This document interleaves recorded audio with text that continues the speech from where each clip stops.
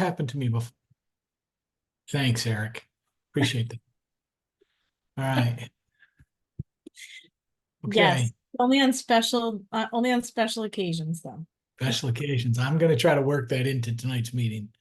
All right. So anyway, we're going to get started tonight with the Board of Selectmen regular meeting for Monday, March 11th. We're going to start at 7:02 p.m. And our first item on the agenda is the Pledge of Allegiance. I pledge allegiance to the flag of the United States of America and to the republic for which it stands, one nation, under God, indivisible, and liberty and justice for all. Okay, thank you very much. Public speak, we're going to move right on to that. We'll start with Diane Grenier.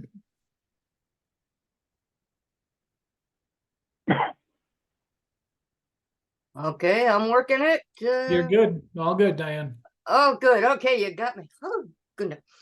Okay, I hope you all got the email I sent earlier this afternoon About the signs? about the sign. Yeah. I did. Thank you very much, Paula. Okay, and basically, I know you're going to be discussing the welcome to Andover sign. I know you've been doing this for a while, and it just I had mentioned this a couple months ago about how there seems to be a unofficial color scheme to signs that we have in town. And I sent you a photo of the school, the Veterans Park, the library, the Monument Park, and the church. They all have this cranberry color, which is, and the new sign is all green, which is not in keeping with it. Who's that? John, he's the Joshua's Trust. Kathy and Mike. Kathy and Mike, you want to go on mute? Yes, we have, hello, No, everyone. hold on. Diane Grenier hasn't finished yet. You just had your mic on so we could hear you. So you were interrupting. And I hate to say that to the Plausies because you know you're my favorites, but mute yourself. They're your favorites? Oh, Well, God. you know, you know. Oh, God, you hurt my feelings. Okay, let's go, Dan. Anyway, so I just wanted to bring to your attention that there does seem to be a color scheme going, and before it's finalized, I was wondering if you might want to consider the color change. And the other issue was, will this be open for comments for the general public other than public speak like I've got right now? And before it gets finalized and put up, and then people comment about whether they like or don't like or whatever. So that was just my comments. Was there is a color scheme, although so unofficial, and just want to make sure that you recognize that and that I've done my due diligence and brought it to your attention. All right, we appreciate that. Thank you. Mike and Kathy Palazzi, unmute. To my dear friend Diane, if I did, I was speaking with my husband. I apologize, dear. Actually, to the committee, I would like you to, on your agenda for 7E, I would like you to change the word Hendy to Hutchison. That the Buddhist place is on Hutchison Road, not Hendy Road. Thank you. Okay. Do you have anything? No, I'm set. Okay, thank you. You sure, Mike? Nothing? I'm positive. I live okay. on Hutchison. I wasn't asking about that. I was asking if Mike had anything about that. No, I'm good. There you go. Okay. All right. Jeff Ballard. Can you hear me now? Yes, sir. All right, so I guess this is the third month that we haven't really talked about a budget or the fence permission. I had sent out some emails from Thad King regarding the fence posts, and he said that it had to be 5 feet away from the galley, and that would require 2 of the posts sitting on top of the ground. The rest of the posts would be in the ground on the other, 3 and 3/3 sides. And the fence on the proposal that I had written up, it's 6-foot wire, only 5 foot high. Okay. All right. I did see the information in our packet, so we will sit there and discuss it during the meeting. Anything else? No, the fence, and we're applying for the grant for the Hartford to do a water collection, 1,000 gallon reservoir. Off the garden shed and off the fire department, but Adrian had promised us last year $1,000 towards replacing the roof and gutters and downspouts and stuff, and that never happened. All right, I also read that and I will make sure that we get that taken care of. Thank you. Thank you. Yeah. That's it. Bill Penn. Good evening. I'm here for the Joshua's Trust discussions, so that's why I'm attending tonight. Thank you, and to learn about other stuff about the town. Thank you. You are a resident, correct, Bill? Yes, I am. So you get to participate in public speak. So if you'd like to say anything other than the Joshua Trust, you can feel free always. Understood. Thank you very much. Got it. Sherry.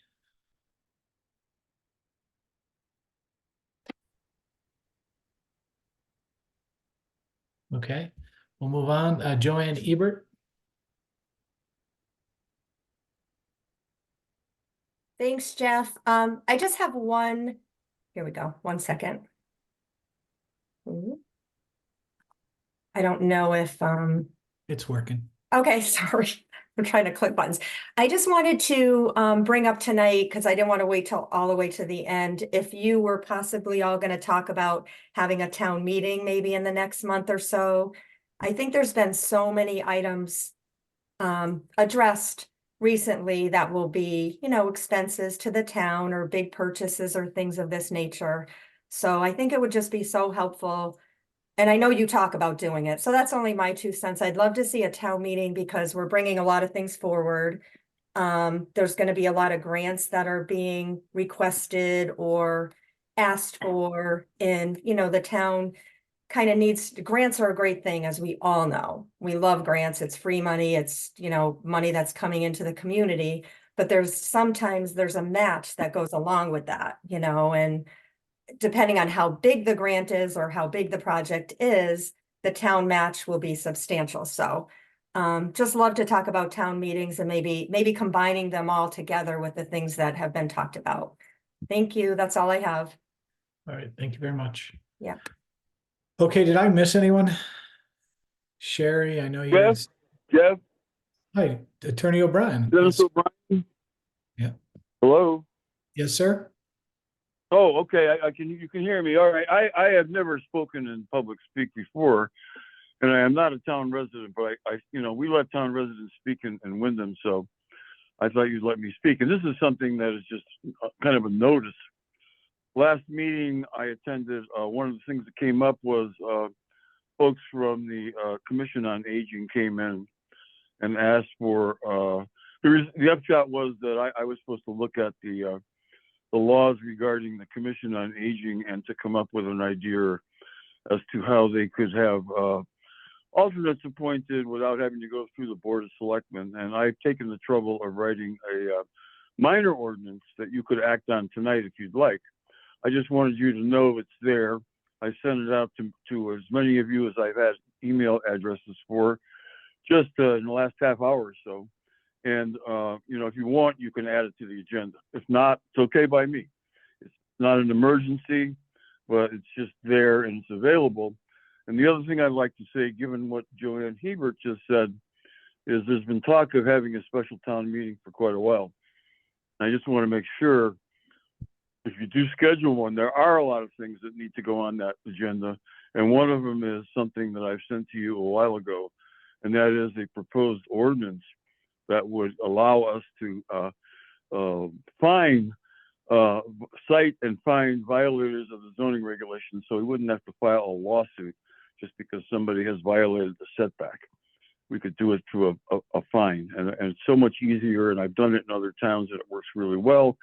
And I just want to make sure that we get all that stuff on the agenda, as Joanne has suggested, when we do have one, because they don't happen that often because it is expensive, it costs money, and it takes a lot of time. So I just wanted to bring that up, and I'll try to keep my next involvement in public speak maybe a few years away.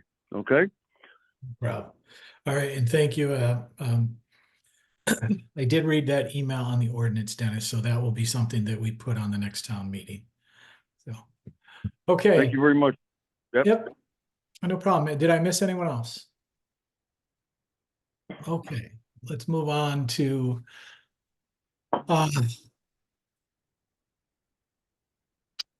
there's an item missing from our agenda after public speak, should be add and deletes, because this is not a special meeting. The agenda was copied from a special meeting, which would not have any, but there is add and deletes. Does anyone want to add anything to the agenda or delete anything from the agenda?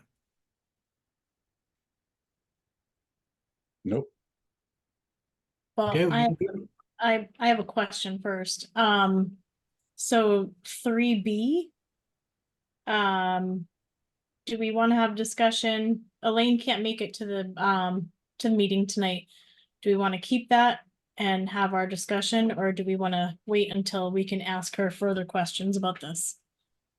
no, let's have the discussion and then we Okay. can sit there and incorporate Diane Grenier's request, and we have visuals of the signs with and without the bridge, so let's have the discussion amongst the Board of Selectmen members, and then just we can push it back to Elaine after we have our discussion and if we decide to vote on anything.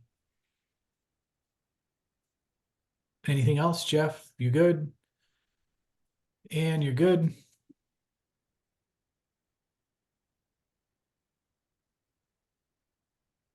Okay. We'll move on to item 3 then, boards and commission presentations, the garden club budget request.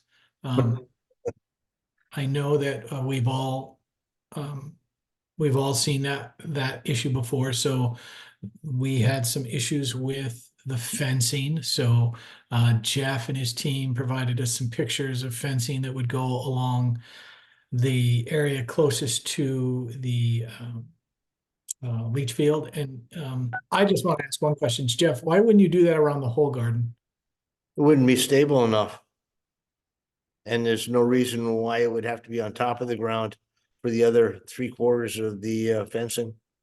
Okay, all right.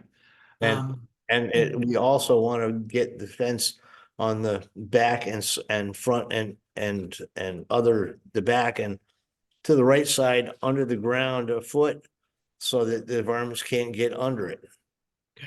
And Eric, just so we understand related to that, was the current money is a different issue, and that's related to the fencing. So we have to decide what we're going to do with that. Have you gone through that request with, you went through it with Eastern Health High District as far as what their request is? I mean, have you gone through it, and do you have any details you want to provide to us?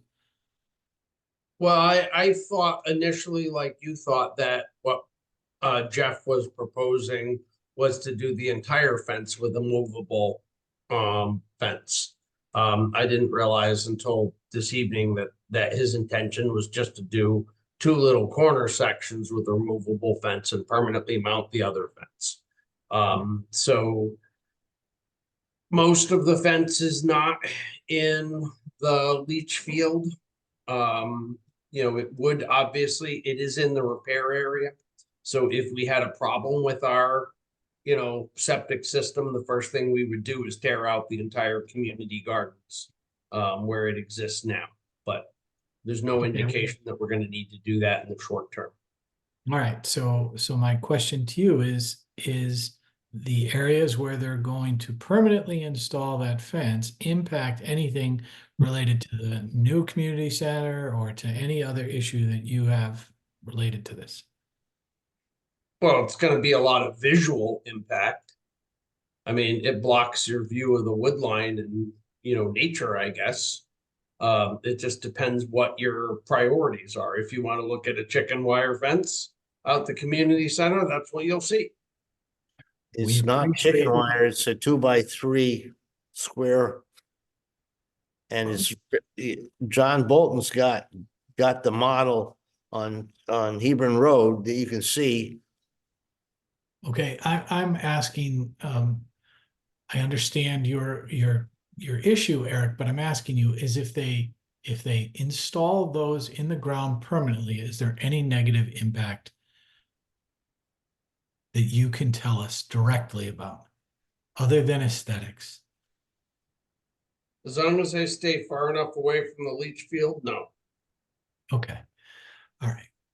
So, now comes the other part of this is, do we have the money in any other account at this point in time that, I'm basically telling you to come back.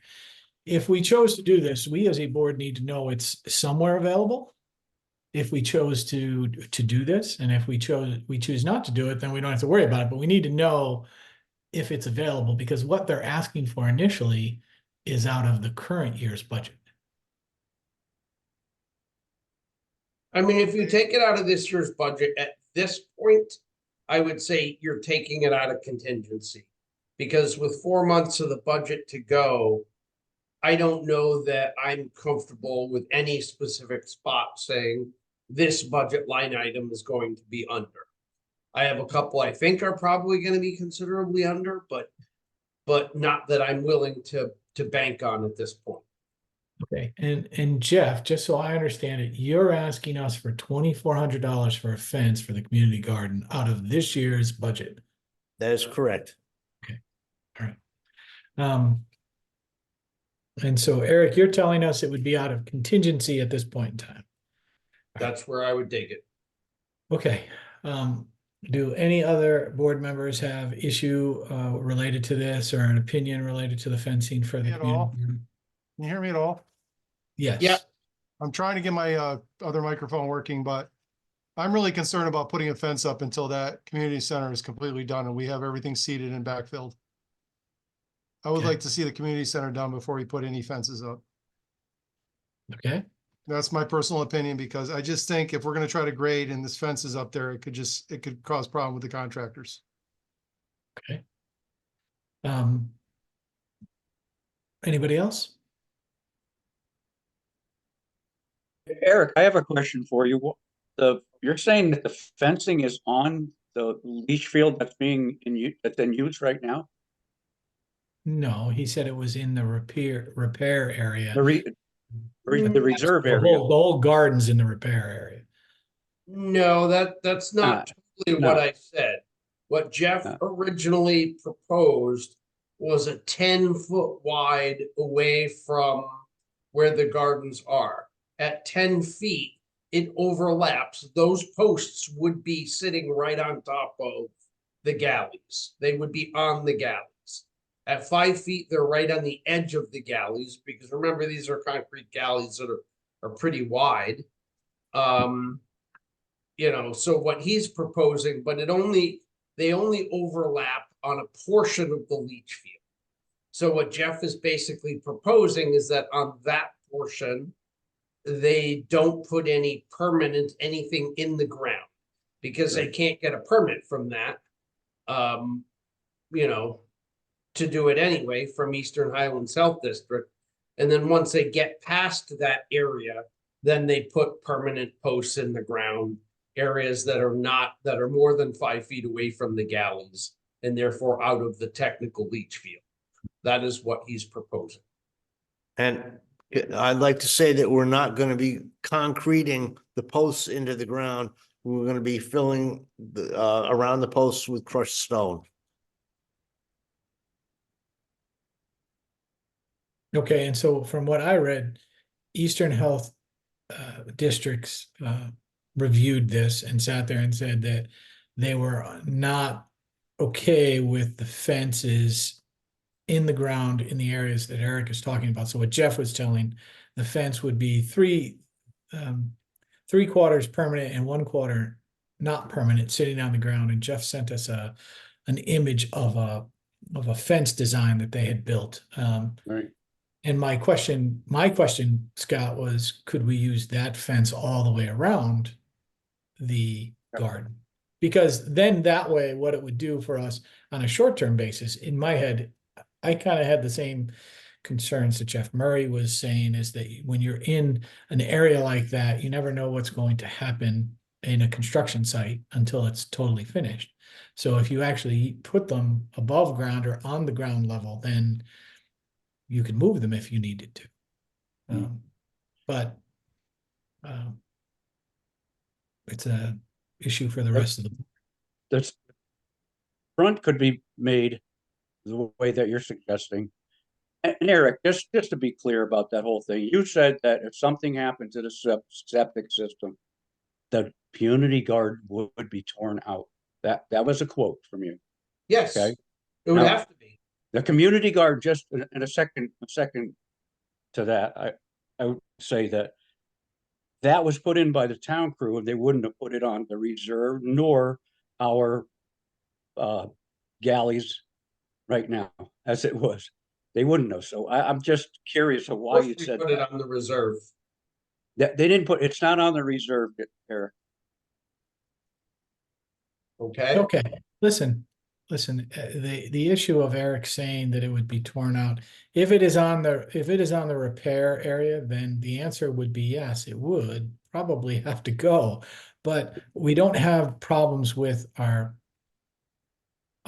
septic in totality. Yes, we have some concerns, and yes, there are some things that are going on.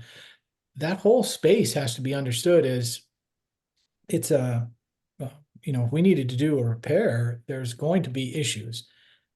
We would do everything possible not to have it impact the gardens. I mean, listen, let's all be honest. We would all do whatever we could not to have it impact the gardens. Eric is being extremely linear and blunt in his assessment of he's reading the maps, and he is reading the maps correctly, I bet, Scott, but he's stating a fact that while it may be true, could have been stated differently. I'm sorry. So Jeff, the issue is we will do everything we can not to impact the community gardens, but we as a board do not control the way that the septic system functions between the town and the school and everything else that's I there. understand that, I would say putting the back fence permanently in and then do the sides and the front, as you suggested, that probably would straighten this whole mess out. Well, it was approved by Eastern Health Districts with that caveat. It's not in the ground, so it doesn't matter. Correct. So Eastern Health Districts was acceptable to that Yeah. as an alternative. Now the question goes, which was raised by Jeff, is that it is a construction site still. And It Scott, is, you know that better than anybody. You know the whole area better than anybody. What do you think? You think those three I'm sides? telling you, I'm saying that if you permanently put the back in and then do the sides and the front, like that thing that Jeff Ballard made up, that would work for me. Okay. Then they can be moved whenever you wanted to. But not the whole unit. The No, three no. sides are permanently in the ground, and if there becomes a problem with the community center, those three sides become problematic. Yeah, you could move them then. We made You them can't portable. move them. He's not making them portable. The three sides he's burying in the ground, a foot down with I'm sure it's like chicken wire in the ground, Jeff, to stop critters from digging under. And he's putting crushed stone on top of that. And, he's going to sit there and have posts permanently buried in the ground on three sides. And then on a quarter of the unit, which is closest to the leach field, he's going to use the movable fences. Yeah. They ride on top of the ground. They're built on like a That's 2x8. good. That's what I said. And so I'm asking you again, the three sides that he's burying, are they problematic if we have issues with community center?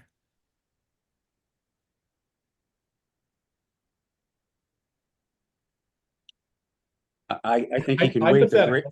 The grading, a lot of the grading is going to be done this coming week. Okay. All right. Jeff, growing season starts when, sir? we want everything in the ground by Memorial Day.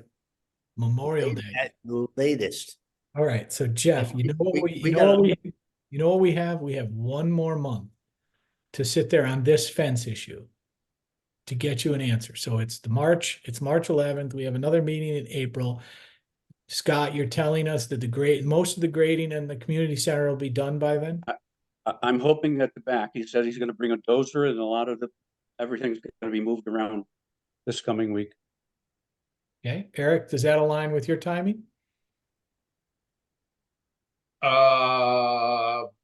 I mean, my timing is your timing. I mean, I think you're right. The excavator is gonna be in working pretty hard and they're gonna be raising the grade up and trying to establish final grades. Get the leach field in, get the holding tanks in, that kind of stuff. Certainly Okay. within the next month to 6 weeks. Okay, all right. Then, Jeff, what I'm going to recommend is that we push this off till next month. And once we get the community, because if all of that,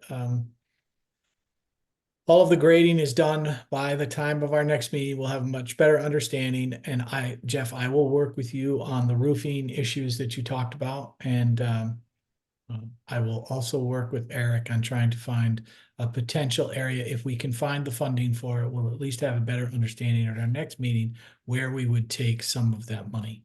So, unless other members of the board have an issue related to that, or they'd like to see something moved forward right now. I think waiting, we have time. Okay. All right, Jeff, thank you very much for the information. I appreciate it. I have a quick question for Jeff. Actually two questions.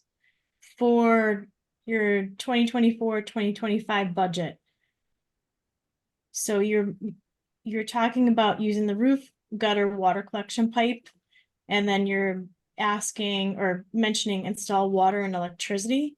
So can you explain to me if we're having water and electricity put at the community center, what were you thinking to use that for the garden? A combination of both. It would get more recycling rainwater, so we're not depleting the well water for a water shortage, more sustainability and more environmentally sound. And I have serious doubts you're gonna get me water and power this growing season. What And how when you was the conversation left? So I talked to the person that offered the resources for the roof, and he said that you were emailing back and forth. So what happened with that conversation? Where was that left off with? Because you're saying that the materials weren't given to you, but he's saying that he offered them and you didn't hear back. That's not. We'll deal with that later. Like, I'd rather not deal with that in a public meeting. So Jeff, like I said, Paula and I will deal with you on that, and we will get that situated. That's gonna happen somehow. My question is with Paula, I'm gonna go on Paula because I read that, but I didn't read item 4 on the second page. Install water and electricity. What are you requesting? You're requesting that during construction, we run water and electricity out to the community gardens and you can have your own supply? That's correct. The garden shed is already wired for power, and we're proposing to do a water collection of 1,000-gallon reservoir and a shallow well pump to pump it to the already installed irrigation system in front of the beds. When we were running a hose from the fire department, it was losing pressure. We didn't have sufficient pressure to water the whole bed, and it took like a day to keep moving sprinklers. And Okay, and so that we're gonna have to address with Eric after, because I don't think that was in the plans. I mean, Scott, are you aware that that's in the plan? I was not aware of any of that. We put a faucet in the back of the community center so that the garden people can use the water. But I have never heard anything about any power or 1,000-gallon tank, no. Well, the water, I mean, you're basically looking for water to be run. I would There's a assume. hose.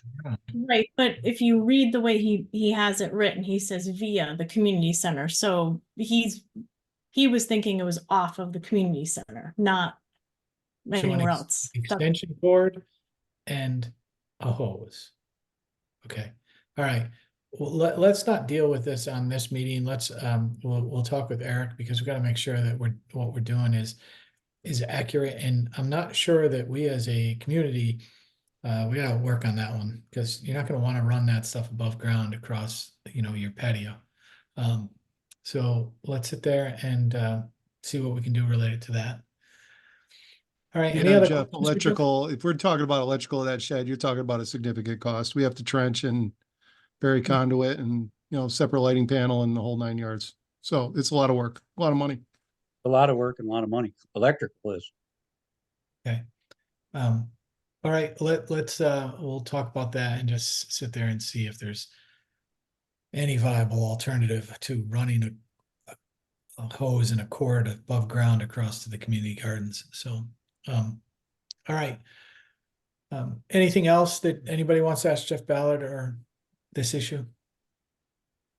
Okay, Eric, make sure this is on old business for next meeting, please. Okay, 3B Economic Development Committee and the welcome sign. In our packet, we got visuals from Elaine in multiple formats. It's on page 8. She provided us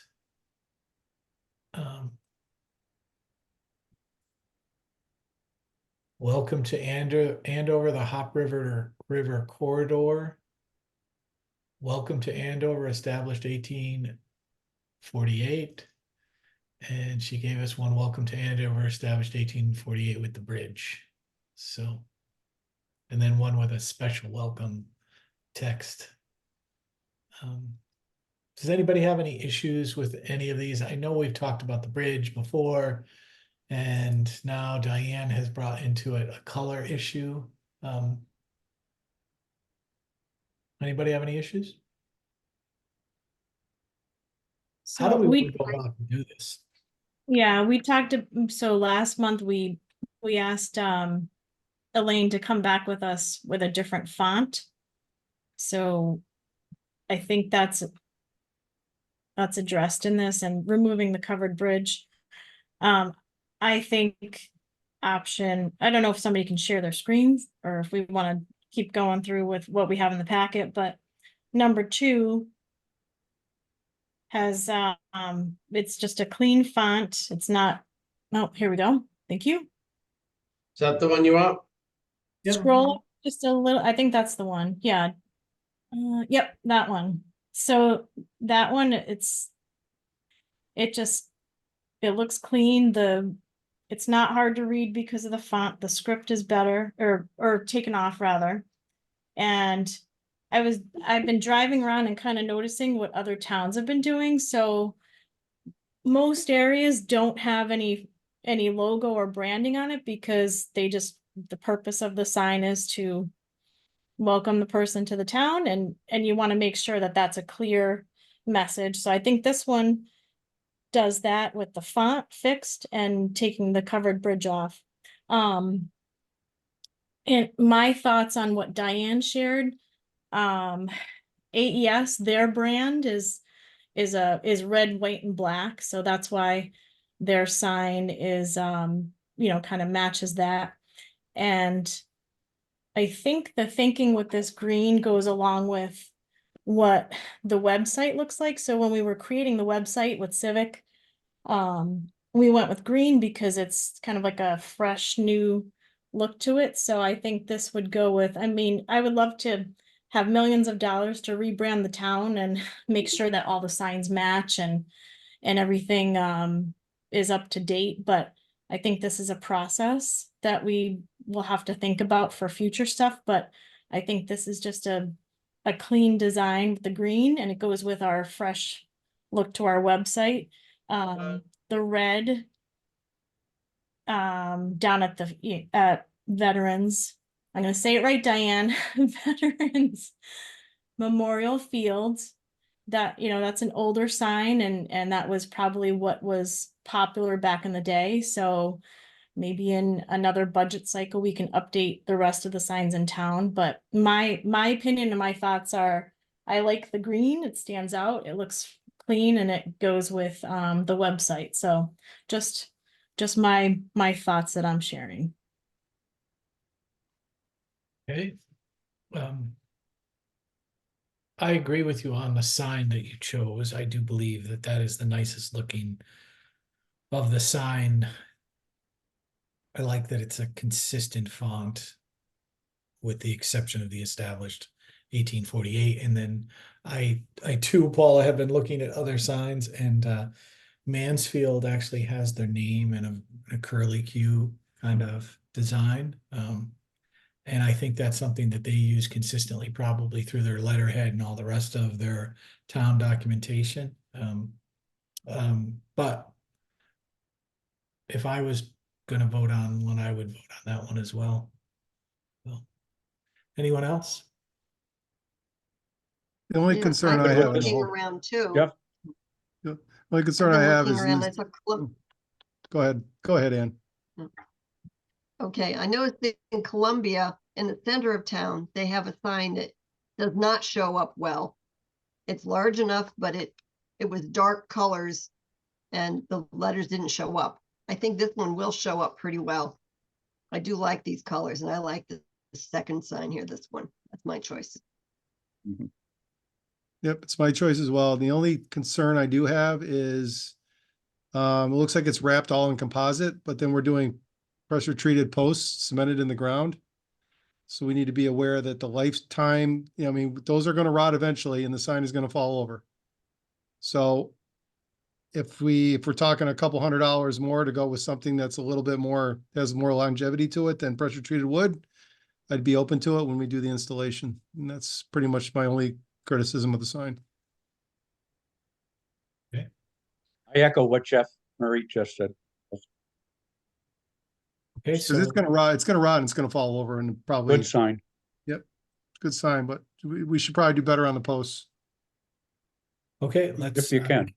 let's make a recommendation to Elaine related to this sign. So Eric or Paula, when Elaine calls, please let her know about the sign, let her know about the concerns about the posts and what's installed in the ground. And then one last thing, because of where it's located, it might help if the letters are in some type of reflective material. Because it will not be, well, I guess we've talked about potentially having to be some kind of solar lighting to the sign, but I don't think that's in the budget here.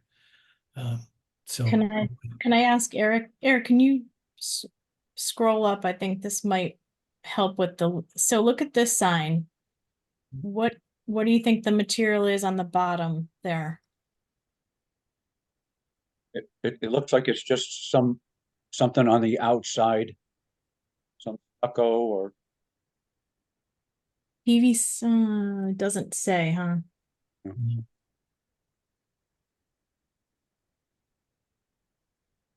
So would that be helpful with having it not fall over? Or we're not sure what the material is. Well, if you're gonna it's cement them in, masonry. I would just do hollow PVC squares, 4x4 square posts, and just fill them with rebar and cement. And then that way you've got a rot-proof base. So down the road, if you ever have to change a sign, that base is gonna be there for hundreds of years. Okay. There's another way to do it. It's gonna add about $100 to the cost. Okay. So I'm gonna talk to Elaine about reflective letters and then making sure the bottom of the posts are rot proof. Okay. We need to PVC check with with- cement. Yeah, do we need to check with Connecticut DOT if anything reflective on the highway or off the highway? good I don't question. know. Because I know highway signs are reflective. I just don't know what putting a sign up with a reflective material on it would have any ramifications. Isn't the new sign at the Andover Plaza reflective? No? Okay. Reflective white vinyl. Sorry.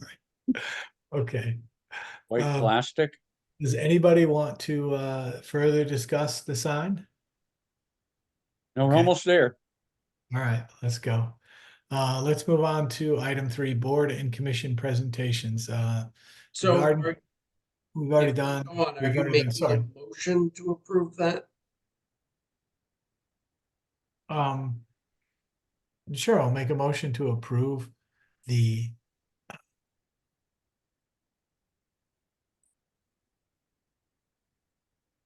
welcome to Andover sign with the same font established in 1848 with improved footings to provide for longer term stability to the sign. That will be my motion. What I'll about, second. what about addressing the reflective and the price? Well, she already has that in her budget. So she has money in the budget to do this year. Whether she chooses to use reflective lettering, whether we choose to use reflective lettering or not will depend upon a couple things. So if you want me to put that in, so I'll make a motion to approve the welcome to Andover sign using the same font with the established in 1848 with improved footings and the possibility of using reflective lettering on the sign if it conforms with DOT regulations. I'll second that. Okay. Any further discussions? Oh, Okay. I'm sorry. I'm gonna have to make an amendment that it's a green sign with gold lettering. Okay. And Jeff, will you still accept that green sign, gold lettering? Yes, I will. Okay. All right. Further discussion. All right. All those in favor? Aye. Aye. Um, item 4, appointments, Eric. There are no appointments. Okay. Item 5, resignations. So there are 3 resignations that I'm aware of. Sorry, they came too late to make your packet. Kathy Palazzi has resigned from the old Andover Burial Ground Committee and the EDC. And I believe Mike Palazzi has resigned from the Conservation Commission, but he's continuing to run CART in the short term until his replacement is trained. And that's all the information I have on that. Okay. Other than to thank them both for many, many, many years of service to the town. Yeah. I want to echo that. Mike and Kathy, thank you very much for all the time you've put into those 3 groups. We still look forward to seeing you around quite often, right? Right. Well, we're still on some committees. We haven't ended all of our relationship with our wonderful town. And anyway, I have to see Eric from time to time so he doesn't forget me. And thank you for everything you guys have done. Thanks. All right. Thank you. Oh, thank you. Yeah. Okay. Anything else, Eric, on resignations or just those 3? Just those 3 that I know of. All right. Let's move on to item 6, the town administrator's report. Okay, we got a lot of the agenda, so I'm gonna keep this kind of short. It was a busy month for me. The budget is off of your plate and onto the Board of Finance. The first meeting for Board of Finance starts in 2 days, first budget meeting. So I'm looking forward to that. So we submitted the grant for the LOTSIP application for the Route 316 connectivity project. That is around a $2.9 million grant. If we get it, construction is 100% funded through the LOTSIP program, which is one of the reasons why I really wanted that grant application. I also submitted today a grant application for the DEP Rec Trails program for what we talked about, which is the second half of that as a loop trail that would go back through town property. I think the chances of getting that is fairly low, but we had just simply because you know, they tend to get 7 to 10 times as many applications as they have funding available.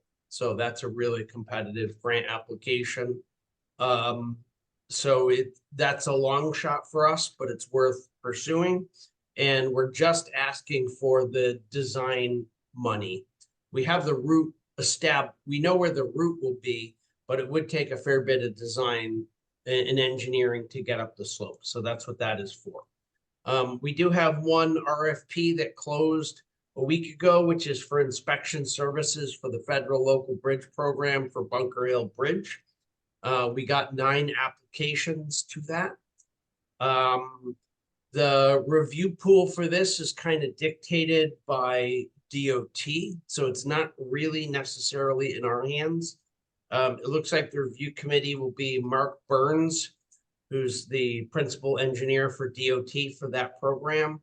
Ed Srisley representing the town, myself representing the town, town engineer Todd Penny. He's not the town's, not Andover's engineer, but he's Coventry's. And that's it. So that will be the review committee for that. I had wanted to put our town engineer from Nathan Jacobson on, but the DOT decided that that was a conflict since they also apply through the federal local bridge program. So they didn't want their engineer reviewing one set of inspections while their company performs inspections for other people. So that's where that went. So I talked about this briefly the other day or last month, but we had been working on for quite a while a new arrangement for animal control services for town, going into a 3-way partnership between Andover, Hebron, and Columbia. That's kind of fallen apart. So we will re-sign a contract with Mid-Nerock and continue, or not Mid-Nerock, with NECOG to provide animal control services for the town. So not ideal, but it's still a functional relationship. So no problems with that. The committee, and Scott could probably talk to this better, that's reviewing the specifications on what they want both for the playground and the pickleball courts is still meeting. So that's exciting, but that will need to go to town meeting again coming up fairly soon. We did order the poop dispensers and we have them in for the ball field. We're still waiting on the signage, the additional signage to come in. Hopefully we'll have that fairly quickly. And then we started to get some significant erosion on one of the smaller streams that runs, that Bunker Hill Road is on, not the main, not the Hop River one, but one of the smaller culverts. So Public Works is going to have some repair work to do there when the water goes down a little bit. It's not, we're catching it early enough that there's no real significant damage, but we want to be careful with that location because that is a location, that is a culvert that we know is you know, not in the best shape. So that is it. I put in the packet a schematic which shows both the proposed route for the multi-use trail down Hebron Road and Cider Mill, as well as the proposed Hop River trailhead and path through the woods. So you have both of those in your packet to talk about. And that's basically all I want to say, unless you have specific questions for me.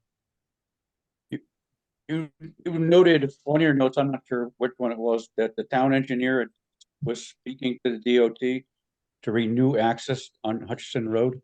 So we are, one of the issues, you know, that you're well aware of is a culvert on Hutchinson Road that's been in kind of failure mode for a while. And that's an expensive culvert to replace today. That's a 1.2 million or so project.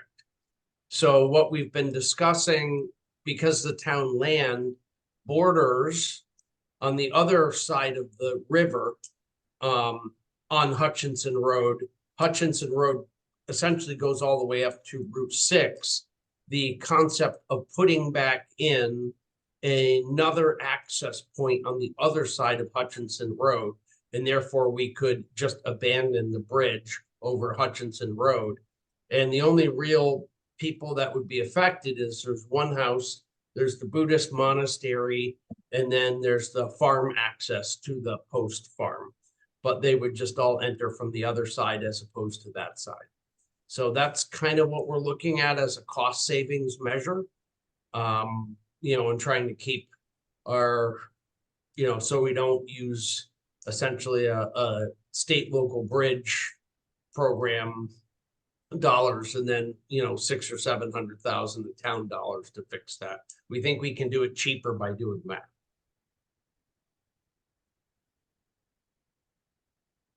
I wanted you to note that the farm equipment is very big equipment. Needs to get onto that farm. Yep. Eric, in your report for the community senior center, you said,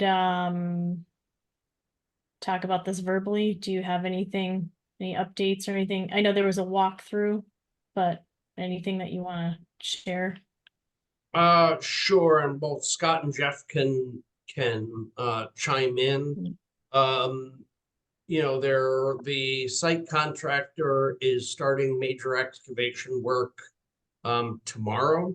So like in the next couple of days, we're gonna start moving gravel, or they're gonna start moving gravel from our pit. We'll load them and they'll start doing the fill for that location. They gotta strip the topsoil first, move the fence line back a little bit, but they're getting ready to do the major excavation portion of that. So we kind of worked out scheduling.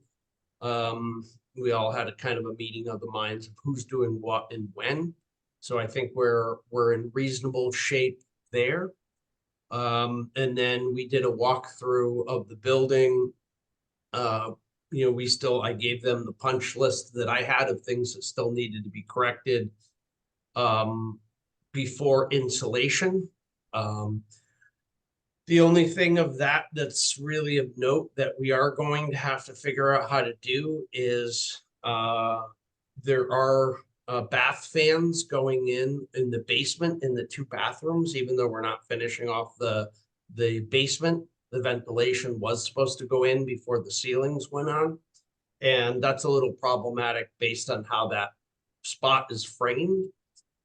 So I've gone back to Leading Edge with a proposal about how I think it could be done.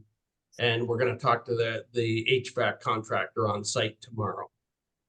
Because they really hadn't they had bought the fans for it, but the fans they bought don't actually fit in the bays because the building's framed 12 inches on center. So we got to rethink that a little bit, but that's underway. You know, they're trying to push with the hope of by the end of this week, starting on the insulation work, but they have a lot of things they got to get done between now and then before that can happen. But, you know, that's where they're shooting for. Okay, Eric, you have a picture on page 17 of a culvert. It's at the bottom of your report underneath what is that? So that's the culvert I just talked about. That is on Bunker Hill Road. That's like a double 48-inch culvert. And what you're looking at is the embankment has eroded away a lot. So you're into like the old mortared structure and it's starting to undermine the wing wall. So Jay is working with the Wetlands Commission on that, just to make sure that we have a solution that they're going to be happy with. But basically what they're going to do is right in the water at the base of that, they're going to plunk in a couple of really large, you know, like man-sized ballast rocks and then recreate that bank and reinforce that bank so they don't have further erosion. That's the plan at this point. Okay. And then do you have an update on the state work being done on Boston Hill? I do. The only real update I have is they asked for, about a 5-day extension because there were a couple days where the water levels were too high for them to work in that area. So as far as I know, that's pushed, the completion date's pushed back about 5 days. Pushed back till April 10th, Must be the 27th. 27th? Yeah, I mean, they were supposed to be finished by the end of March. So I think they're probably looking at, very first, maybe a week in April, like that. I actually have it written down. I just don't have it in front of me. Okay. The engineer sent me something the other day. Can we get a post out there with an update if that hasn't happened yet, please? Sure. Thank you. Okay. Anybody else have any other questions of Eric? Yeah, I just have a quick one for you, Eric. You were talking about these trail grants and a loop trail. The one you're talking about is the one from the rail trail all the way back to the school, correct? Or town hall? Correct. Okay. I mean, It they, sounded like there was two different grants out there. I just want to make sure we were just talking about one single grant and that this was the trail that you had in the packet. no, we are talking about two different grants. Okay, if what's you this, look at- what's this separate grant? Because this is first I've heard about it. Okay, I've mentioned this at multiple Board of Selectmen meetings, that our approach was to, because they're essentially neither grant application can fund the other trail. Like, for instance, if you look at here, I'll show my screen.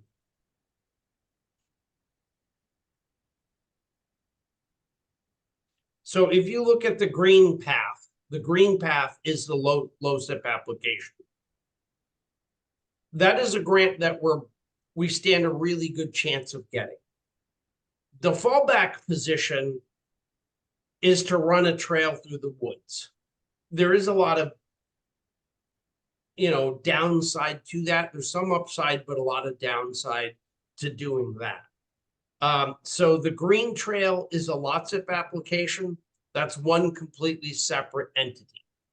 But DOT, or actually CROG, said that they were more favorable of trail connection applications if they formed a loop trail.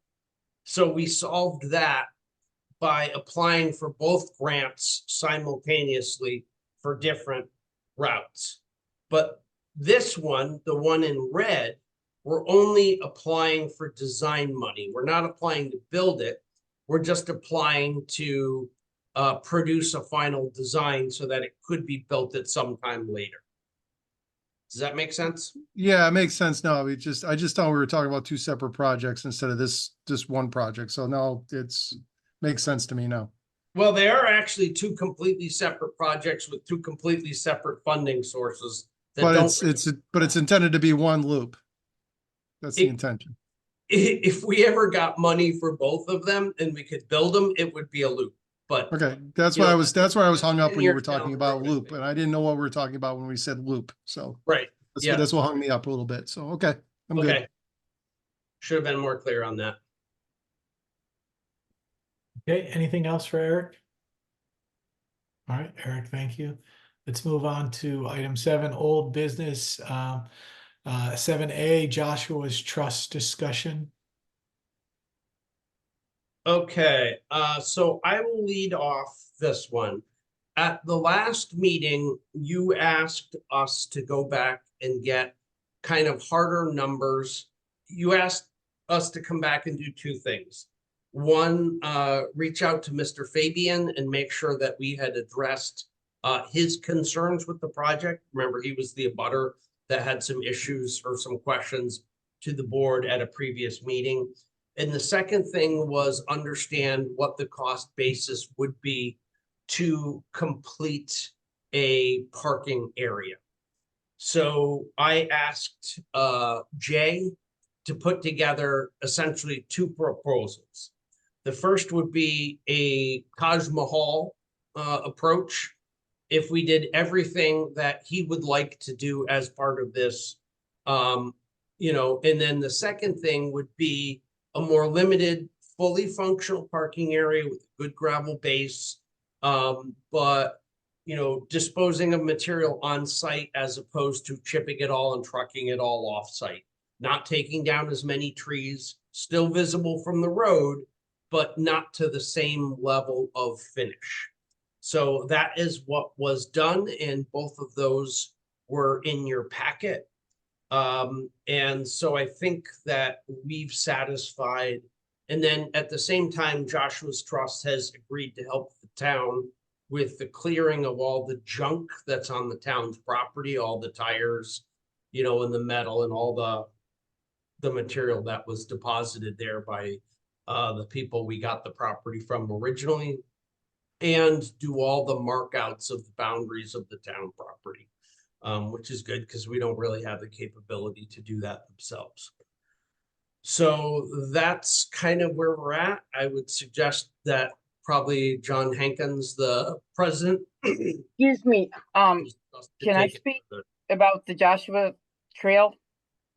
My name is Sherry Mashad, and the trail abuts me, and I have serious concerns with safety and privacy, and it's all the traffic I saw go through there came in, entered on my property line, not where you have it ribboned off. Then when you cross over, people are up on the back ridge of my house. You bought that corner of the state bought that corner of the property, but people are standing and talking and having conversations and pointing in my backyard. And I live alone. I'm a widow, and I don't feel safe. And then my neighbor across the street, she has to have a light left on at night because her car gets broken into. So we're gonna have litter, and then you only want people who walk. What about the people who are mountain bikers or ride dirt bikes? You know who litters? The people who walk. But I want that. I am not happy where the ribbons are located, especially in the back of my property, because I don't need people standing at the top and having conversations and hanging out and looking at in my backyard. Okay, Sherry, thank you very much. I know that we have spoken to some of your neighbors who participated in the survey previously. And so what we'll end up doing is we'll end up trying to, I would ask the Joshua Trust folks to maybe get with Sherry after this. I know there's more work, but it would be beneficial to everybody if we understood what is being proposed. But it is a. And how are you going to buffer the Sherry, traffic? Sherry, that's why I asked you during public speak to speak. During meetings, it's only supposed to be Board of Selectmen and people. I'm sorry. That are requested to participate. And now we appreciate you letting us know, we do, but you should have spoken during public speak just to let you know in the future. So what we need to do as a group and with Joshua Trust and the people in the town is work with Sherry to get her to understand exactly what's being proposed and understand what we're attempting to do with that property and see if we can satisfy some of her concerns that she's expressed to us today. So I would ask John, and did you sit there and speak with Mr. Fabian and have discussions with Mr. Fabian about? Yes, so I wanted to discuss a few things. We met with Mr. Fabian twice. That's Bill Penn, who's on the line, who will be the steward for this property, and I met with him twice. He had expressed some of the same kinds of concerns that Sherry had, and we worked with him to pull that trail 30 or 40 feet away from his property line, and he's very pleased with the new location. He's indicated he's excited about using the trail himself. So okay. I think he wrote a letter of something in your packet. I would consider him at this point a supporter of what we're doing out there. I wanted to talk very briefly about what Joshua's Trust is offering the town, because since I spoke last in January, I've brought this up with the board of Joshua's Trust, and Joshua's Trust has agreed to pay the first $8,000 of the parking lot, which is the amount essentially that Eric described as the as the basic model of the parking lot. So of course, the town can build whatever kind of parking lot they want, but we are willing to pay that first $8,000. In addition, we will provide a steward. That's going to be, and that steward is Bill Penn, Andover resident. Bill will be responsible for maintaining the trail. He's also going to make periodic visits to the parking lot to make sure there's no litter. We don't have big problems with litter on our properties. We just don't. And when we do, we take care of it. Even less problem with litter out on the property itself. Eric mentioned that we're going to be marking the boundaries. We've already marked the boundary between the town and the Joshua's Trust property. We will also be marking the boundary of the back lots on Wheeling Road, so that will be much more clear than it's been. Eric mentioned that we'll provide a volunteer force to help the town pick up the debris that's on town property. And then the final thing that we'll provide you with is, and we would work with the town on this, on providing signage and a kiosk at the trailhead. And one very brief item that I would just mention that addressed Sherry's comments a minute ago. The folks have walked up the property line into the property because currently there's not good access where the trail is going to be. It's terribly overgrown. We have worked to pull the trail away from, if I understand and I think I know the property she's talking about, we've worked to pull the trail away so there's not significant sightline into the backyard of that property from the trail itself. And we would be willing to look at that again with her to see if there's any more modifications that could be made. Okay, appreciate that. If we can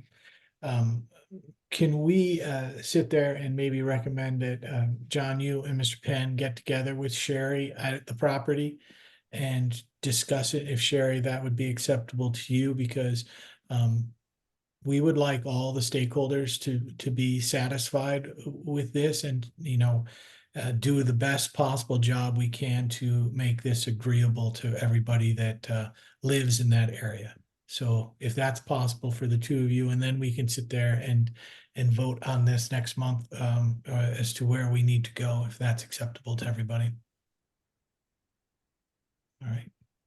Yeah, I'm acceptable to it. And after walking it, I definitely need to have some concerns. Sure. And we'd just like you to sit there and understand exactly where the Joshua Trust Group is planning that trail, where we've all walked it, because you've probably seen some of us out there walking the trail just to get an understanding of where it is. Yeah, I've been in my backyard and had someone 50 feet from me looking at me on the edge of my property. So And not knowing what it that's the is case. and then having it's disturbing when many times when I heard voices, there's people at the top of the ridge of my back property staring and pointing at my backyard. Okay. And hanging out. If it was us, Sherry, we apologize. We didn't mean it that way. We were just trying to get a lay of the land and understand what we were doing and what could be done with that property, because it's a beautiful Don't you property. think it would make sense for people's feeling it, especially not knowing that you would let people know the budding property prior to going in and starting walking around and hanging out in my backyard? Sherry, we It's did. concerning. I'm just wondering. I'm going to we actually through the Joshua's Trust, and I'll sit there and go, Eric, did we communicate with all the abutters on that property? I believe we sent letters to every abutter of that property. Yeah, Okay. you sent it to me after I've had traffic in my backyard for 6 months or for months. So Right. that's my concern. I live alone. Yeah, and Sherry, I appreciate your concerns. But we were respectful of your property, and we were sitting there and trying to address this in the best possible way we could as we were going through and evaluating this. So I'm just saying, if you had strangers coming in near your property and walking around, wouldn't you like to know what was going on ahead of time? Could that be concerning to you as a citizen? Sherry, absolutely. But that's why that's all I want to know. But that's why we communicated to you and wanted to get your feedback early on in this process. So what I'm gonna request is that we all get together and we meet with Sherry individually and sit there and go through where this potential, because Sherry, there is no trail currently on that property. It's a proposed trail that I would understand that. be modified to sit there and hopefully make it acceptable to you. So what we're going to try to do is get with you to sit there and see where your property is in relation to the proposed trail. And if we need to make some modifications, we will. And hopefully we can sit there and make it work for everybody involved. But I will tell you, Sherry, that we did sit there and as a board request that every abutting property owner be communicated with to express their concerns 2 months ago.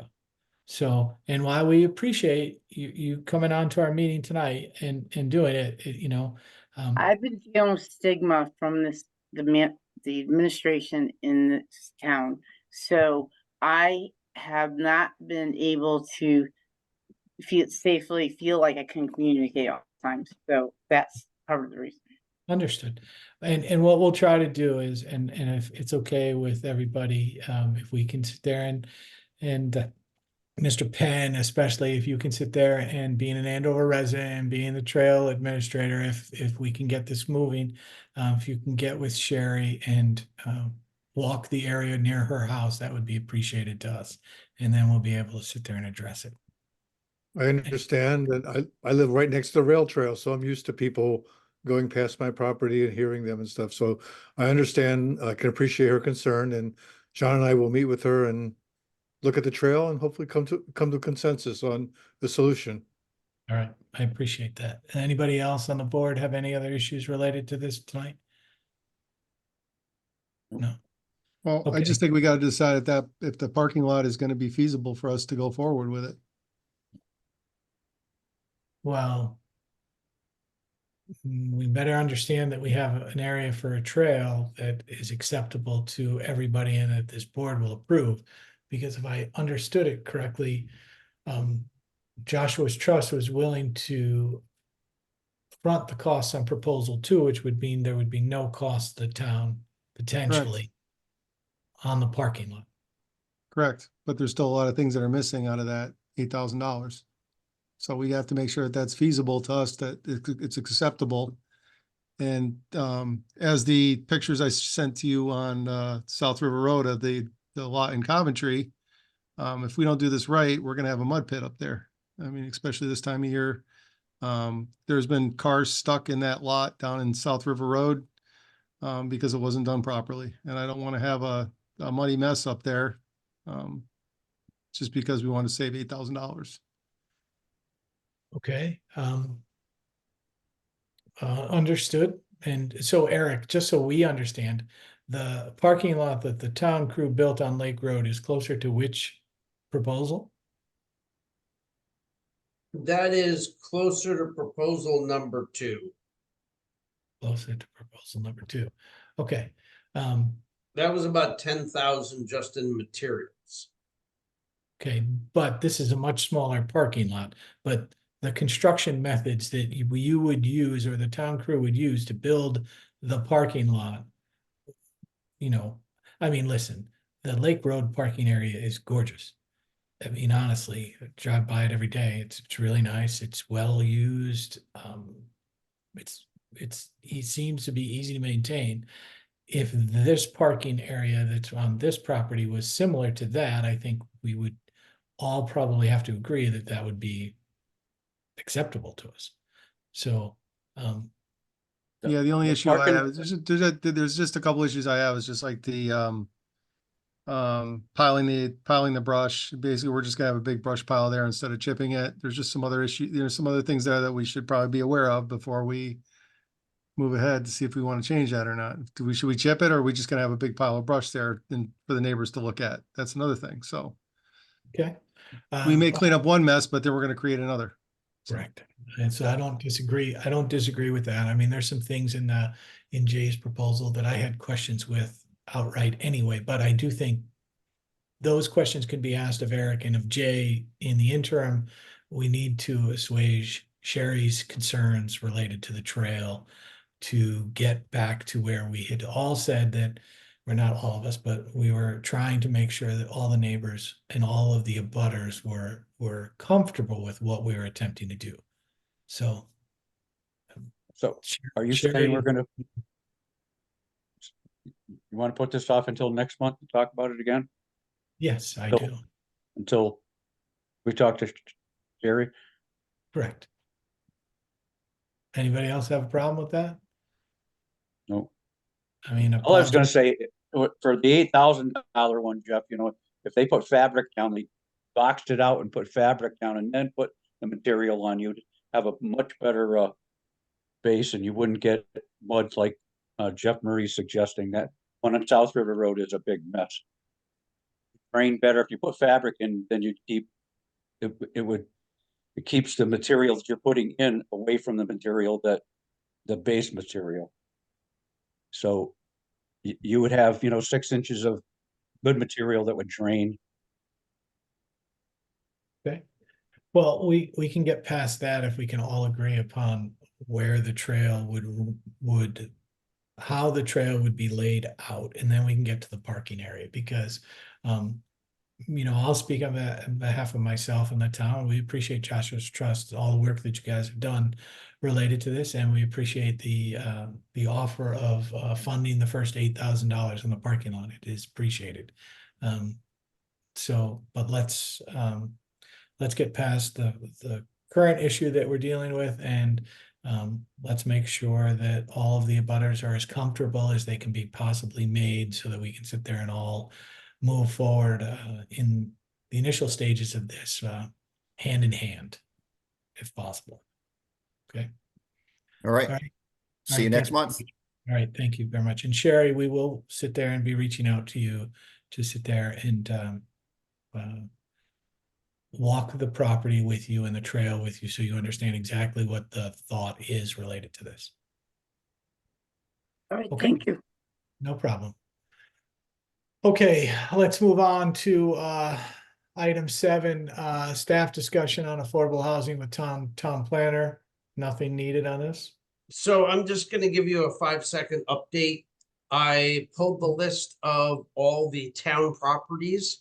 And I pulled the list of all the properties that abut the Route 6 that are greater than 5 acres, and I gave that to the town planner to review.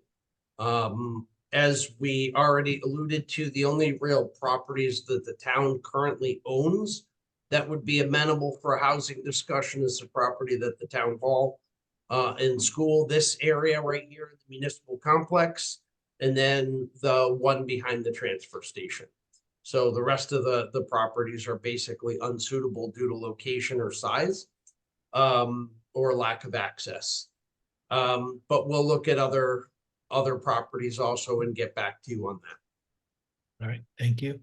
7C community center construction update. I believe we've already gone through that. Does it, Scott or Jeff want to add anything at this time?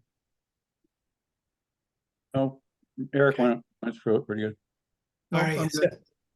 All right, 7D, discussion of blight and level of involvement. I know Eric talked about that, but go ahead, Eric. You got anything to add there? I don't really have anything to add at this point. Okay. Dennis did send us an ordinance draft related to fines. It's something that we definitely need to consider and get that at the next town meeting. And Dennis, I would just sit there and ask if there's any other ordinances. When we get to the next town meeting, let's vote on ordinances that we need to get in place so that you know, whether it's this one related to zoning and fines or fining in general, but let's sit there and also think of any of the other ordinances that the town should really have in place that we don't. Very good, Jeff. I am looking over the ordinances to see ones that I would recommend to add fines and penalties to, so we could use our current ordinance that allows us to cite and fine people who violate our ordinances there would be fines attached to them, and it would make it more meaningful and hopefully more likely that we'll be able to, keep people away from violating in the long run, and we'll have less to do in that regard. All right, that would be appreciated. Thank you. 7E, Hendy Road, Buddhist Road impacts. Eric, is there anything to update us on that? So we did, when I say we, I mean, Jim Hallisey sent a letter to them again stating, hey, you're basically a religious institution here. You need to go through it and file the proper applications. They've indicated that they will have an application pending within the next 2 weeks. So as part of that application process, we should be able to address any ongoing issues with parking and other things that occur on that location. All right, that'd be appreciated. Thank you. 7F, stiff account update. I know you provided us some information in the packet related to that. Is there anything you want to discuss related to that? No, we're still successfully making a fair bit of interest off the stiff account, so that's going well. We're just basically maintaining the minimum balance we have to pay our bills locally and leaving the rest in the stiff account. Okay. All right, thank you. Excellent work.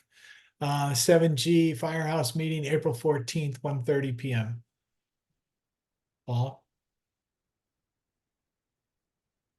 We all good on that date?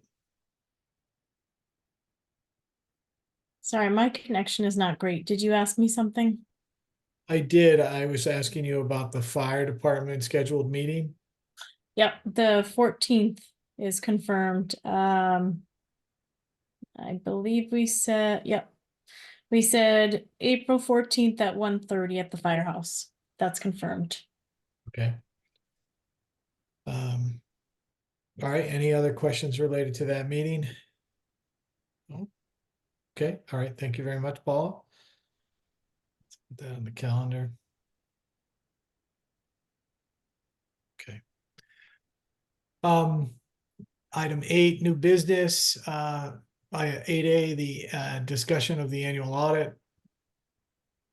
Eric, are you good with it? Where are you at? So I sent a copy to the Board of Selectmen and Board of Finance of the draft audit. I don't have any real issues with it. We're still awaiting a corrective action plan from the school finance office to address the issues that occur between the town and the school. Other than that, I'm ready to file, but I think both the Board of Selectmen and Board of Finance, if you have any objections to it, I will raise them with the auditor. But other than that, after the Board of Finance meeting in a couple of days, I would like to submit that. Okay. Anybody have any other questions related to that?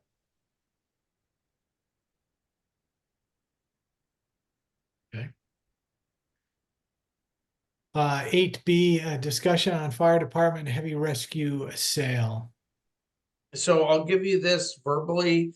The fire chief and Board of Fire Commissioners have both asked me whether the town would allow them to sell the heavy rescue prior to getting the replacement squad vehicle. Because he said basically if they wait, the company that they're buying the squad vehicle from will give them like $20,000 for both vehicles in trade-in. And he feels it's a lot smarter to take the time now and try to broker it and try to sell it. And they'll be able to cover themselves with the light rescue temporarily long enough to get the squad. And since they already have a tanker and one engine, they'll just rely on mutual aid for their second engine in the meantime. So, but that requires, you would have to, as a board, agree to in motion to allow them to consider offers or to try to sell it ahead of time. Okay, has the fire commission approved that? Yes. Okay, does anyone else on the board have any issues related to that? With their attempt to sell it?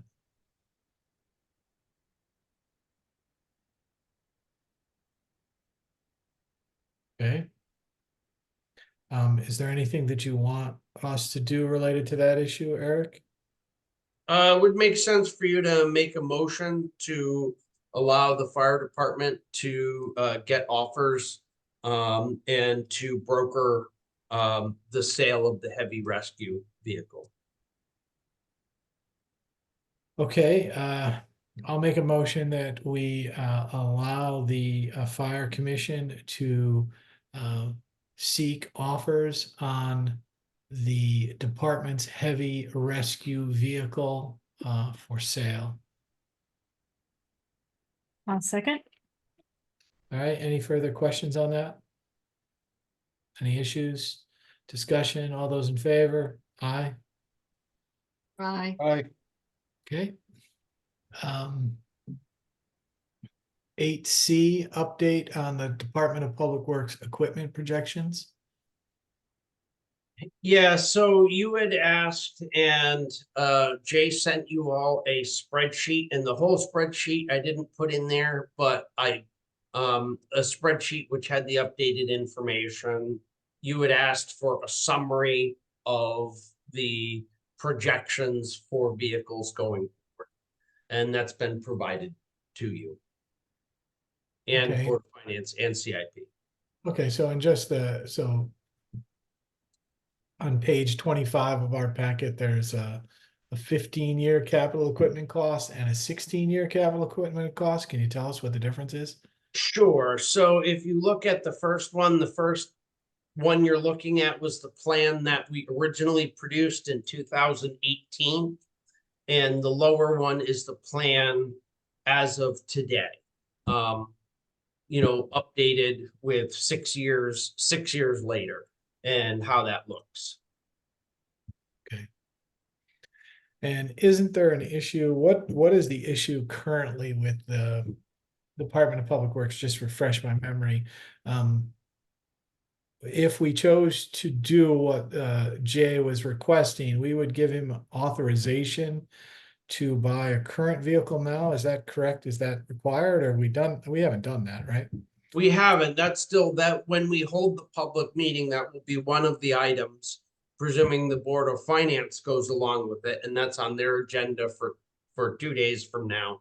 That it would, because it's something that we would be financing, that requires a public meeting approval for it. The public would have to weigh in and agree to finance the roadside mower.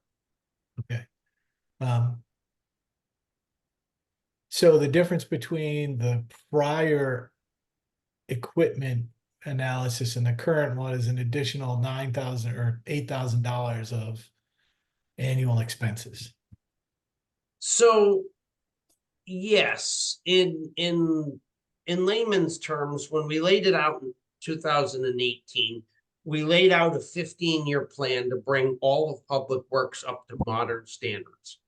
We're really far along in that, and we've made major improvements to that.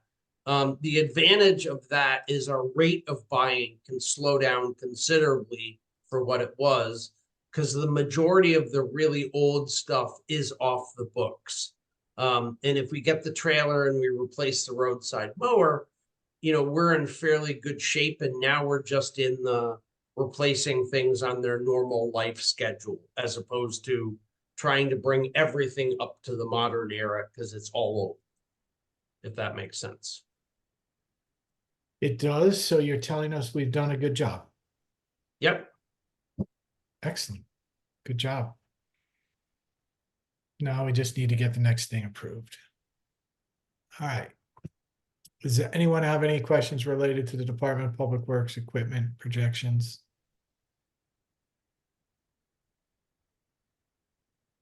Okay, 8D, review the significant taxpayer list. I did not put this in the packet, but I sent it to you separately because you had asked me to provide that information. So as soon as I had that, I sent that to the board to review. I don't know where you want to go with it or whether you want to share that publicly or what you want to do with that. Oh, I do want to share it publicly. Absolutely. Well, let's put it on our agenda for our next meeting so we can ask some questions related to that information that you provided us, so we can maybe get a little bit more detail as to the exact nature of those properties, and especially the commercial properties, so everybody understands them. Okay. Anyone have any issues with that right now? I mean, we can discuss it, Eric, toward our next meeting, but does any of the other members have any other issues related to the list that we have previously received, or anything that they want to look at moving forward related to that? Okay, So do you then want the assessor on? Or because I'm not gonna be the guy that can answer all the property questions. So if you want to ask those types of questions, my suggestion would be we ask Mr. Chaponis to be on the meeting. I don't necessarily know that our questions are going to be, why was something assessed at one value versus another? And if they are, they should be asked separately to the assessor. Okay, I think it would be helpful for us all to understand that there's certain commercial properties in town, and this is how much they pay. And so that the residents of our town can understand that commercial development might be beneficial to our community, if at all possible, because of the taxes it does pay. And I think it's also pretty good for us to understand what and how some of the residents in town are taxed that are on the upper end of that list. Okay. okay. Let's move on to 8E, a discussion of extensive tree trimming on Burnup Brook Road. So Jeff, sorry, Jay asked me to start this discussion with you. Probably the biggest single issue that we have right now in terms of extensive tree trimming would be Burnap Brook Road. But the issue with Burnap, and there's a lot of stuff we have to take down, but there's also an awful lot of stuff that's just closer to the road and the road surface than we would like. His concern is that if he takes down everything he thinks he would want to take down, it will change the character of the road and make it a lot more open than it is now.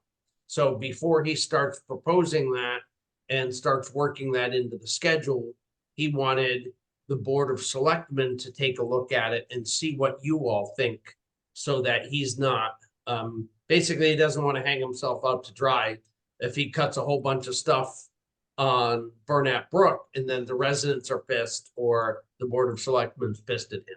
So that's his concern with that. Okay. Scott, knowing your expertise in trees, is it possible for you to get with Jay and look at what his thought is on Burnap Brook Road? Right, did he come up with a cost number yet? No, but I mean, given the other roads that we've done, we certainly could fit it in next year's, allotment of monies. Right.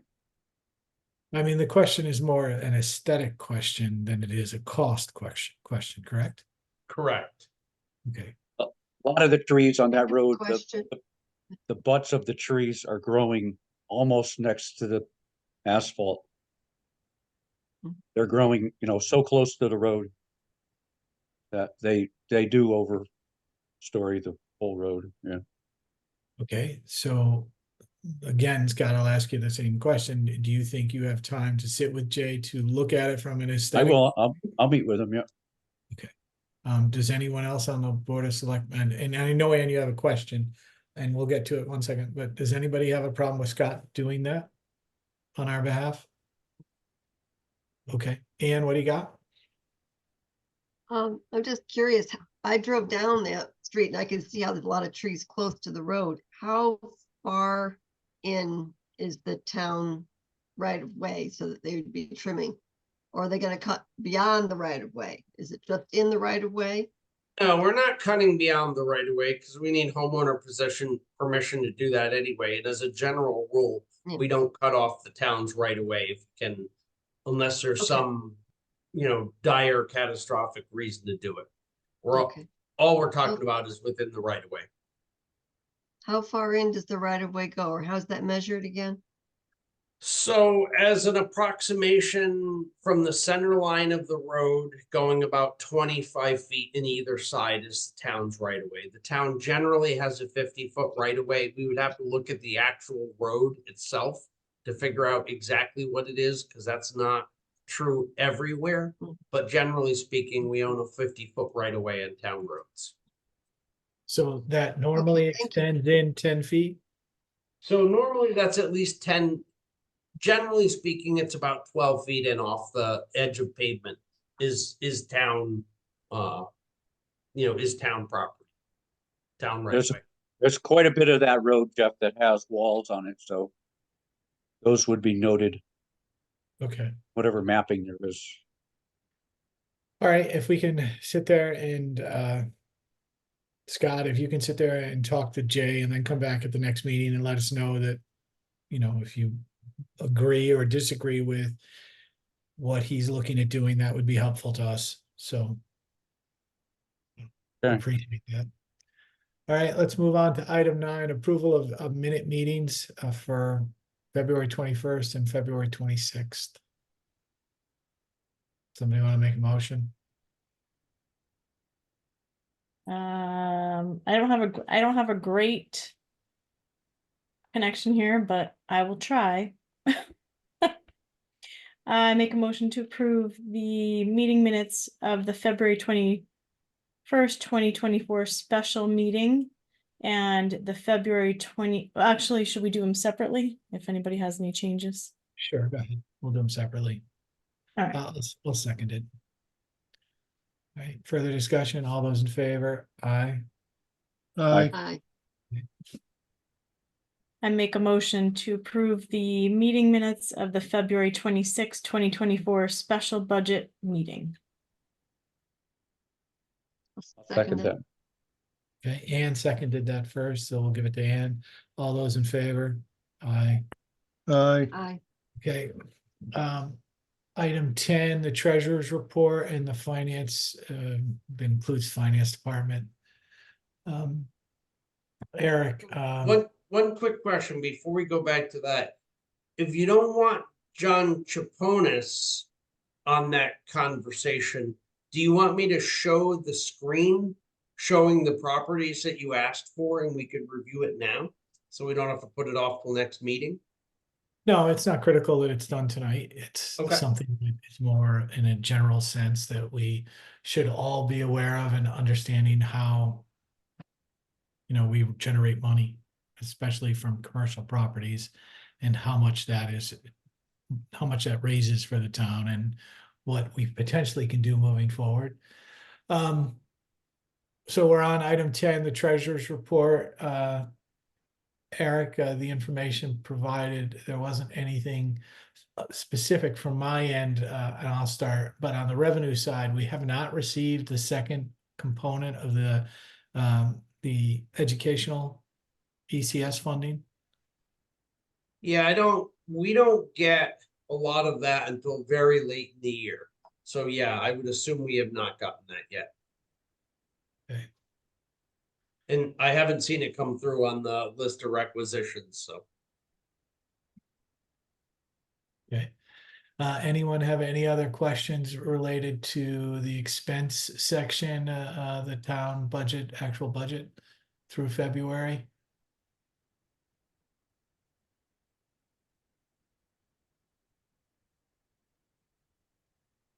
Okay.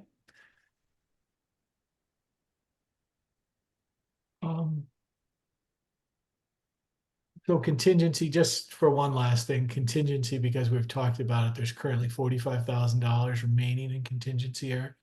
Correct. Okay. All right. Any questions on check register that was provided to us? No. I did want to ask about the the interim balances by class. So this is basically going by fund. So. Right. mm,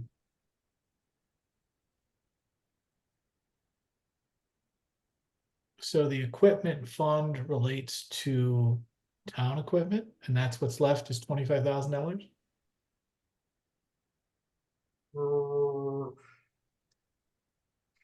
Well, 100, I'm sorry, 119, my bad. I was looking Yeah, at. the- okay. I was gonna say, 119, is- Yeah, yeah, 119. correct. Okay. And then currently in tree removal, we have $44,000 that's, anticipated on being spent between now and. Well, when? we have a lot less of that. We just haven't got the bills in. We've had tenant working a lot the last month or so. So I would say we've spent well more than half of that in the last month. It's just not, we don't have the bills yet, so it's not reflected here. But tenant is actively working in the town. We are collaborating with Eversource, again, working down our project list.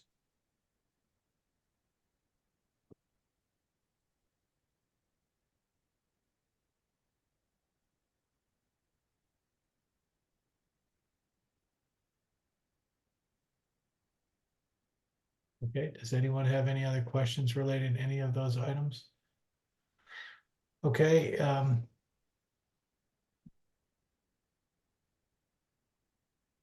Eric, how many of these funds would you like to get off of our books and move some other place? The vast majority of them, to be honest. We are working on that. Cheryl and I are working on that again. I mean, frankly, we've carried the transfer station shed as a liability now for the last 3 years. We need to get just the Board of Finance to agree to transfer money from that, from either the multi-use building fund or the building maintenance fund. That was hearkening back to a project that was done 4 years ago.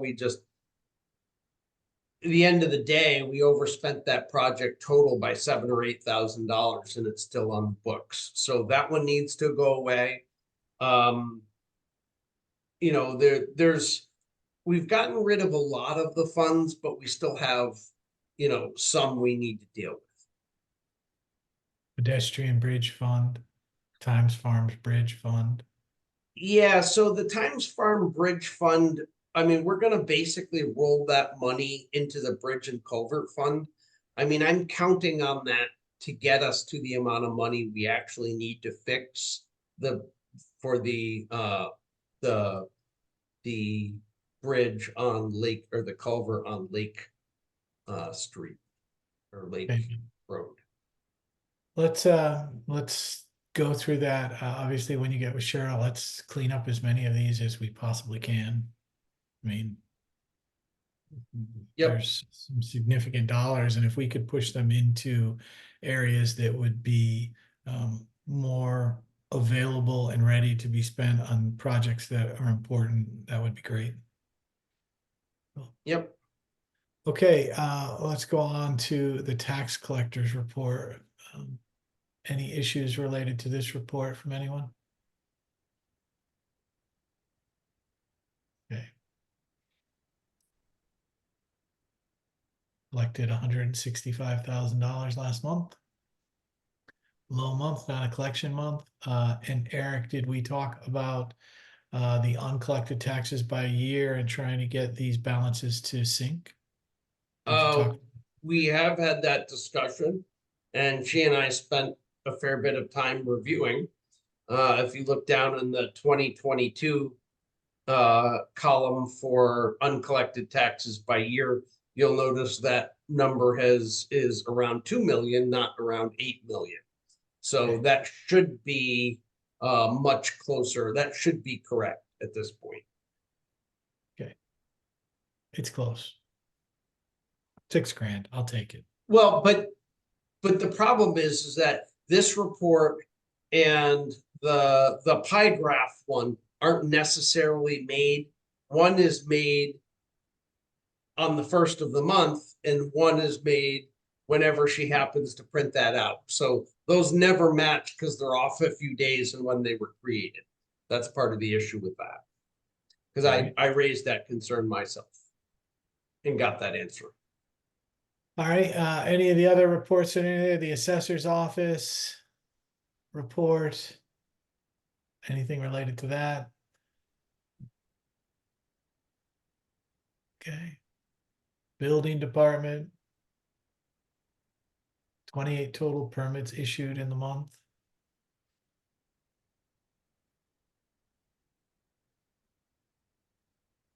Okay.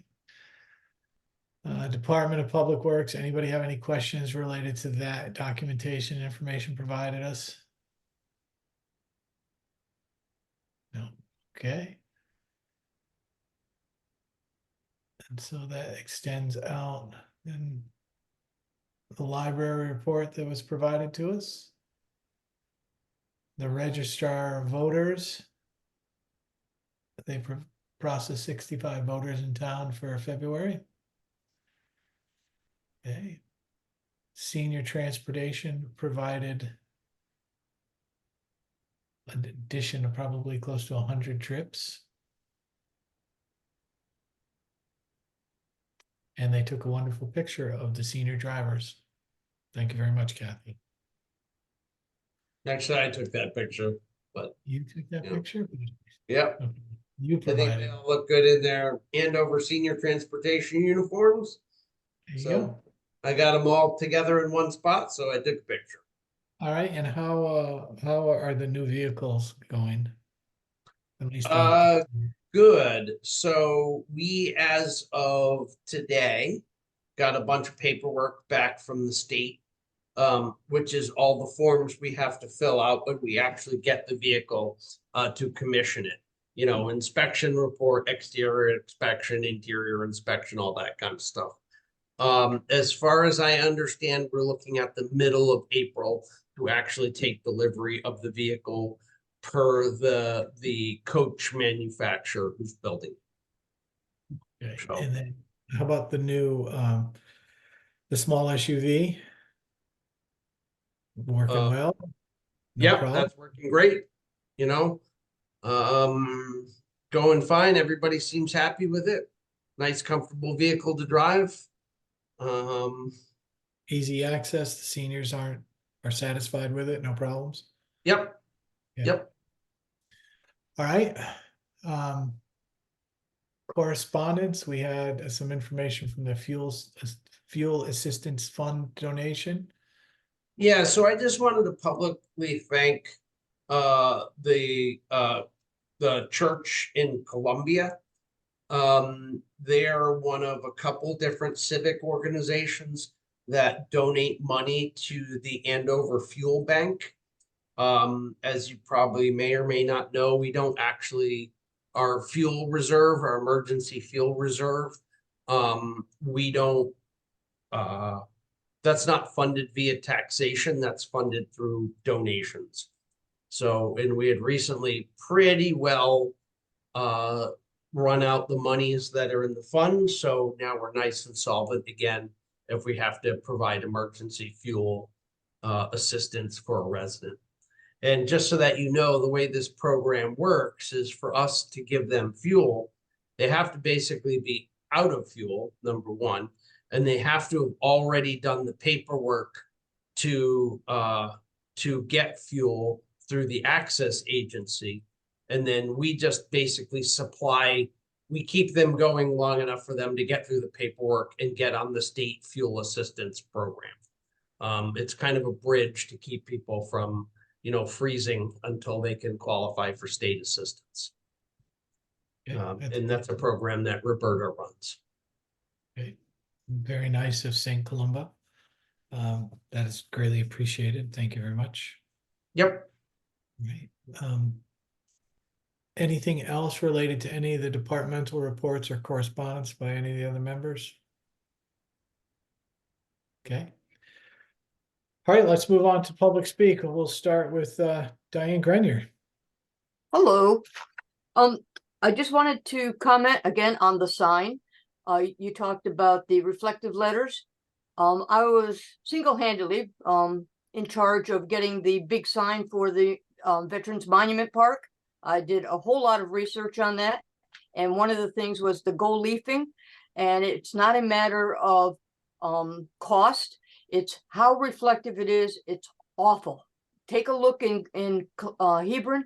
They've got a lot of gold leaf. St. Maurice's Church, St. George's, and at night with the headlights on the cars, you can't read it. It's so reflective, you can't read the letters. On a bright sunshiny day, again, it's way too reflective. So you might want to take a look at that before you decide. Go out at nighttime and take a look at that.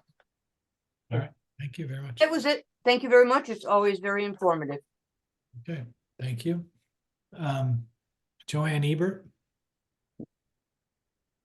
Just reiterating my point, hoping to see a public meeting in the next few weeks. It'll just be so helpful to get community input with, you know, some of the ideas that are out there and, you know, the big expensive items that are coming before all the boards that have to make decisions on things. You know, we love to have the public input and, yeah, just looking forward to having that soon. Thank you. All right, thank you very much. Am I missing anyone else on at the very end? Dennis O'Brien, if you'd like to participate on both sides of public speak, you're more than welcome. Wow, silence. Come on, Dennis. All right. That would be it for public speak. And now I make a motion that we move into executive session to discuss how would you want me to phrase it, Eric? I would just say employee matters. Employee matters. I'll make a motion that we move to executive session to discuss employee matters. I'll second. All right, all those in favor? Aye. Okay. And who are you inviting into executive Aye. session? We're going to invite Eric Anderson and Attorney Dennis O'Brien into executive session. Okay. All right.